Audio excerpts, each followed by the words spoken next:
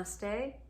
I'm Jill Loftus of Nuit Astrology. I'd like to welcome you to your planetary energy forecast for the week of June 13th, 2022. What tones this entire week is the meeting in the sky of the planet Mars in Aries with Chiron in Aries. Now, you know, Mars is our action planet. It's energy, drive, will, and it loves being in Aries, very empowered in Aries, but Chiron is in Aries as well. And Chiron spends a long time in Aries. Chiron has a very unusual orbit, and it is the part of us that feels inherently broken.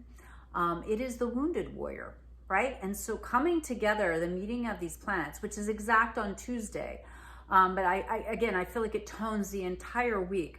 I want you to be very cautious of injury, accident, of headaches, of heat-related ailments or illnesses. We've been talking a lot about all this energy in Aries, but with Mars there as an amplification to Chiron and a full moon on Tuesday, which I'll get into in just a moment, I just want you to be really aware of your circumstances, aware of your environment this week. People might be, what's the quote? There's a quote, people don't act from your where you're broken, act from where you're healed, or something like that. People might not be acting from where they're healed. They might be acting out of woundedness or feeling like their independence or autonomy is being attacked or taken from them. You know, remember Chiron was twice rejected. He was rejected on birth and rejected later in life, right? And even though he was a brilliant teacher, mathematician, astronomer, etc., he still never felt whole or was never able to fulfill his wholeness. And so it preys upon that part of us, of each of us, that is never fully complete in our humanity, right? So to have this amplifier there, it just tells me to be extra careful, extra cautious. Particularly if you have any specific placements around 15 degrees of Aries, which is where they meet. All right, so that tones the whole week. We also have on Monday, we have Mercury moving back into the sign of Gemini. Remember, Mercury has gone direct, and in fact on Sunday, on Father's Day, Mercury will finally get out of the shadow zone, but Mercury is empowered in Gemini, and so it's moving forward. There's a much more chatty, talkative, social vibe happening when Mercury is in Gemini.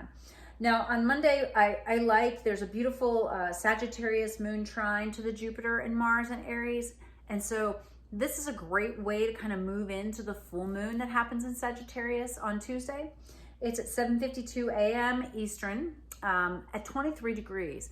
But it's not a pure and perfect full moon because of this meeting of Mars and Chiron, but also it has a square to Neptune. It has a nice beam of energy to Saturn, but a difficult aspect to the Neptune. So here's the thing. You have to bless, acknowledge, let go, release something in the Sagittarius area of your chart. But there can be no delusion, illusion, confusion. You cannot tell yourself a story about whatever this is. This is a moon that requires seriousness. It requires forward thinking.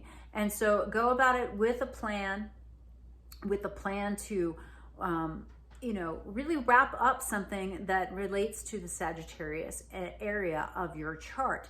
But see the truth of it, right? See the reality of it. Take the time to put the energy into it. Saturn will reward you with that blessing of the sextile for that full moon. Then on Wednesday, we've got the exact Mars-Chiron meeting.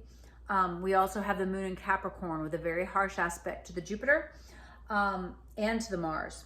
But yet, it's good with the Mercury. And so, again, this is another indication to me. We've got the moon in Capricorn, right? That lends a little bit of seriousness to it already. And then it's going to push against that Jupiter. It's going to push against that Mars. This is another caution flag up. This is another thing to pay attention to.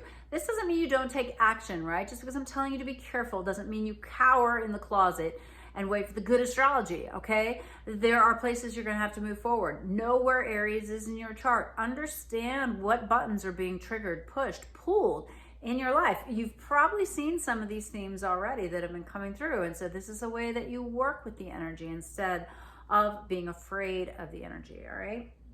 So, but you know, it's just really not a time to, it's a time to be creative, but not a time to be argumentative. All right. Just really watch where you're digging in.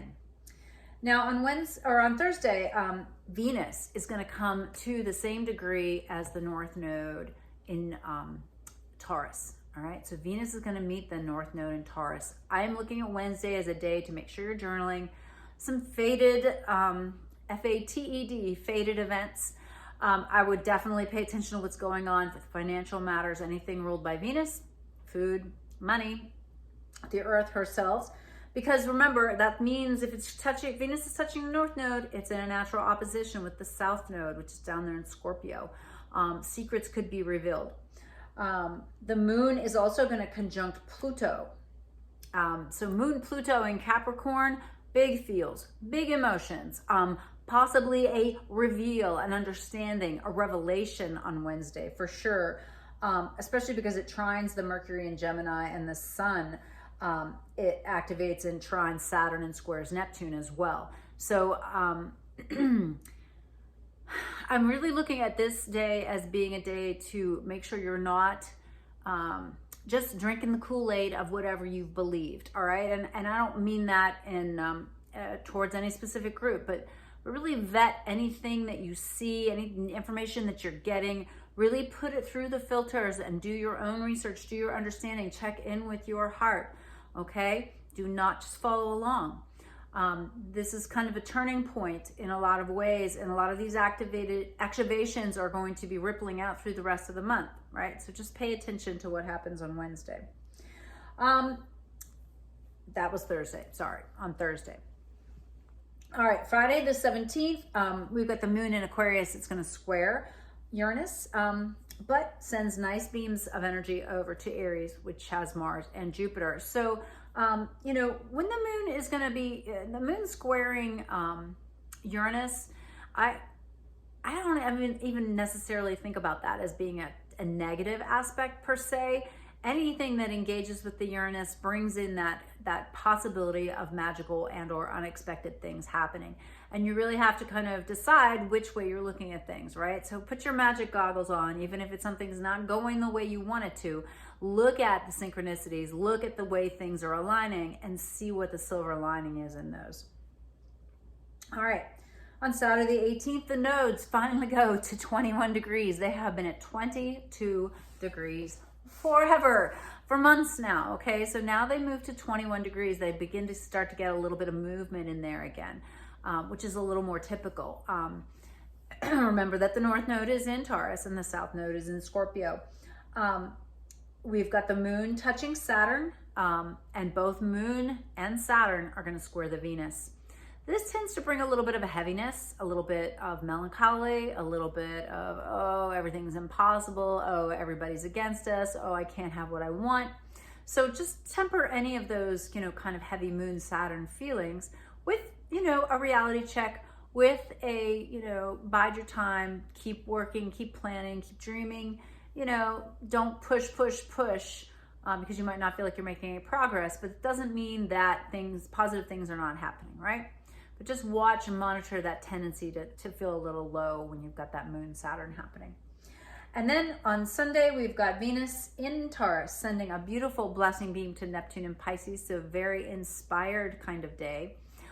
There is a little bit of difficulty. The moon in Pisces is going to square the Mercury that's in Gemini. And so particularly if you're looking at Father's Day kind of events or things along those lines, make sure you're not ignoring mom, because mom might be a little more tender, a little more emotional. Everybody might be a little more emotional. And communication is not going to be at its key, right?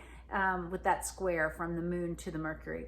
And so snag that Venus flow with the Neptune to really focus on things that are beautiful, things that are, you know, poetic and sweet and kind, and try not to dig into really deep, heavy, difficult conversations, because they're going to be a little harder to have on that day.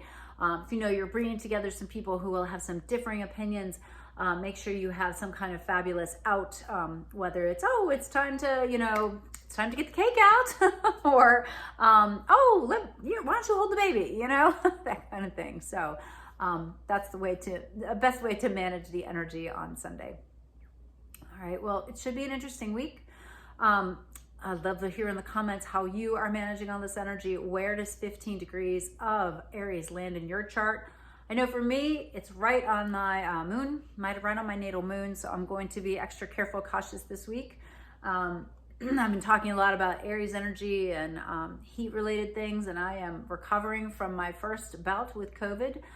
Thank goodness I've been fine. I'm not terribly sick. I've had some rough days for sure, but this is the first time I've had it, and I'm all vaccinated and boosted and everything, but so it's been a relatively mild experience. But again, it's the buildup of heat. So take good care of yourself, wash your hands, and comment below if you think, if you have anything to say. It just helps the channel to grow. It helps the videos to reach more people. All right, well, namaste. Have a wonderful week. Have a blessed full moon, and I'll see you next week. Bye.